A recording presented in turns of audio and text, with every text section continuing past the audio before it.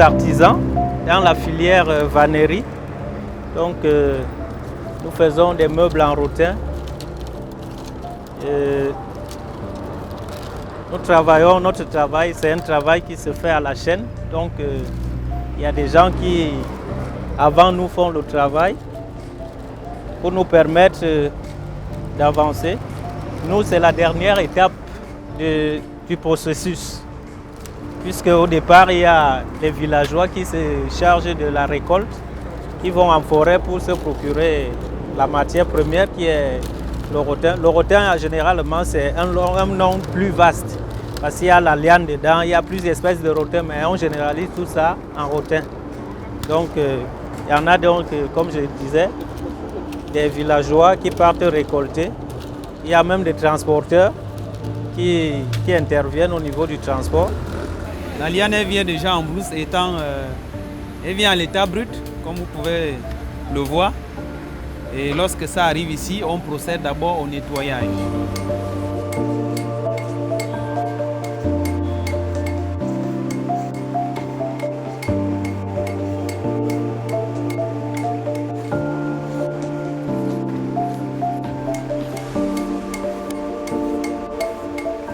Ici, là, mon rôle, c'est de nettoyer la liane. Quand la liane revient de la forêt, ça s'arrête d'abord chez moi. Je finis de nettoyer. Une fois fini, j'envoie ça chez le grand frère et il pourra tisser les chaises, les canapés et les fauteuils avec. Après le nettoyage, il faut d'abord laisser quelques temps que ça sèche un peu afin de commencer à tracer, donner les formes par rapport au modèle qu'on a envie de faire sortir.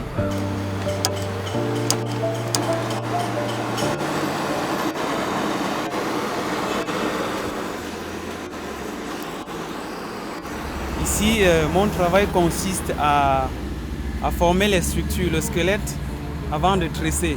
C'est-à-dire ça c'est l'étape suivante. Après la matière première qui vient à l'état brut, on la transforme, comme vous avez vu tout à l'heure, le petit est en train de nettoyer, on nettoie. Et ensuite, il faut maintenant passer à cette étape-là. L'étape qui est de monter les cadres, les squelettes, donner les formes aux meubles dont on a besoin, avant de passer à l'étape du tressage. Donc c'est ça mon boulot. Ce que je suis en train de faire en ce moment, c'est les cadres que je cherche à monter afin qu'on puisse tresser comme vous pouvez voir de l'autre côté.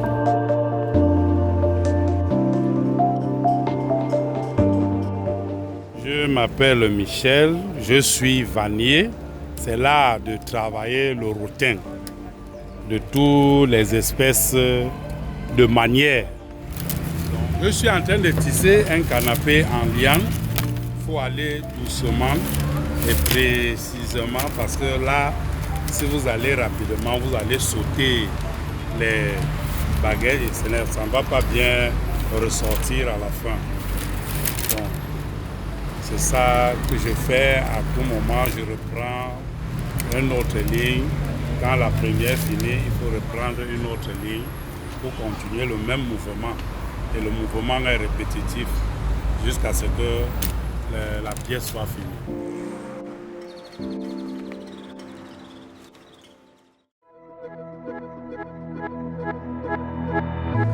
Bon, je crois que chaque activité, il y a toujours des problèmes.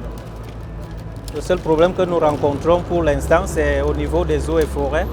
Moi, je voudrais d'abord exhorter l'État parce que l'État, c'est d'abord l'État qui est tout.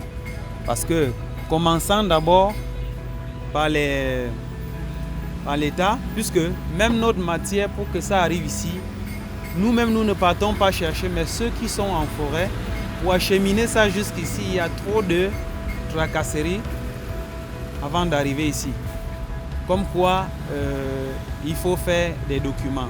Mais en attendant, l'État n'a même pas encore, ne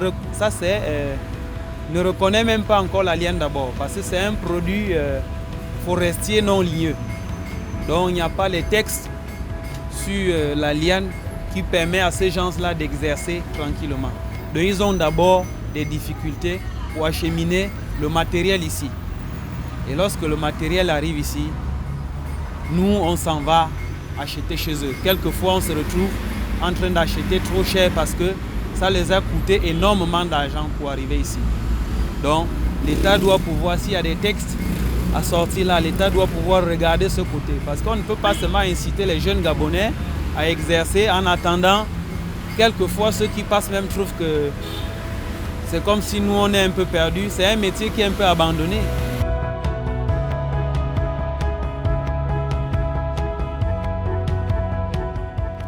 Ce que je déplore, c'est que dans notre secteur d'activité, il n'y a pas de relève. Pourquoi? Parce qu'il n'y a aucune structure qui fait dans la formation des gens au niveau de l'artisanat. Et tout le monde cherche l'argent. Nous sommes en train de vieillir. Vu de mon âge, j'ai fait presque 20 ans d'activité. Je ne sais pas qui va continuer avec ça lorsque les forces ne vont plus me permettre. Donc il faudrait peut-être que, puisque c'est l'État qu'on incrimine, c'est lui qui est censé réguler toutes les choses. Donc il faudrait qu'ils essaient de regarder comment est-ce qu'on peut intégrer les jeunes. Moi je peux demander aux jeunes Gabonais, concernant la motivation, je peux donner aux jeunes Gabonais, c'est pas justement que le bureau, ça c'est un métier aussi qui peut permettre à quelqu'un de réussir dans sa vie.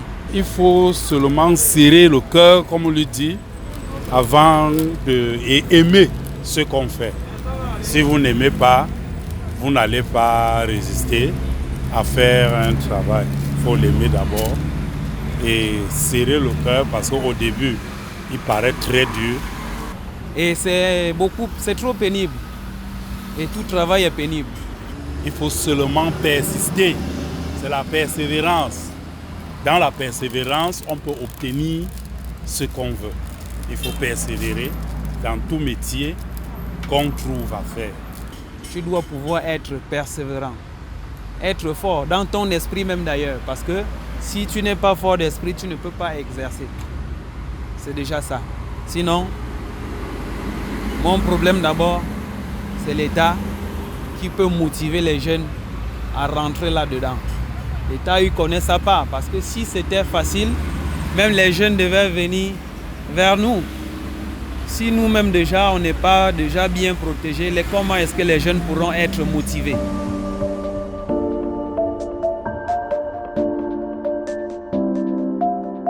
C'est une activité lucrative. Moi, je vis de ça. Je vis de ça, j'ai une famille, j'ai des responsabilités que j'assume. Quoi qu'il y a des hauts et des bas, mais on s'en sort quand même. Mais il faudrait peut-être un autre appui, peut-être du domaine qui relève du domaine de l'État. Mais ce que moi je déplore, ce que j'exhorte, s'il faut faire quelque chose, j'aimerais que l'État vraiment fasse quelque chose pour qu'il y ait la relève. À part la crise qui se vit au Gabon, je peux dire que tout travaille.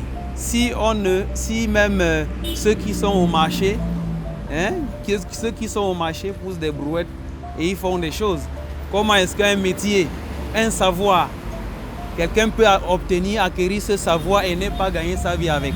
C'est Dieu qui donne, mais l'homme doit d'abord faire des efforts au préalable. On peut tout de même gagner sa vie avec ça, mais je dis il y a certaines motivations d'abord. Il faut d'abord faire savoir, parce que celui qui vient pour apprendre, s'il nous trouve en difficulté, il ne sera pas motivé. Il ne pourra pas persévérer s'il nous trouve d'abord en difficulté. Parce que l'artisanat, ce n'est pas le rotin, la vannerie, ce n'est pas pour des petites personnes. Ça couvre toutes les couches de la société. Du plus démuni au plus nanti, tout le monde trouve son compte. Ce n'est pas une activité qu'on va dire que non, ceux-là sont laissés pour compte. Non, nous tous, nous faisons partie de cette société. Et il faudrait qu'il y ait la relève pour que Moi, j'ai connu des chaises en rotin de mon bas âge. Ça fait peut-être 30 ou 40 ans aujourd'hui. Est-ce que dans 30 ans ou 40 ans, il y aura cette suite-là? Ça, je n'en sais pas. Donc, c'est peut-être une sonnette d'alarme que je suis en train de tirer au niveau de l'autorité, de trouver moyen. Je sais qu'ils sont capables. Comment est-ce qu'ils peuvent intégrer les jeunes dans cette activité? Les jeunes ont juste besoin d'un peu de motivation.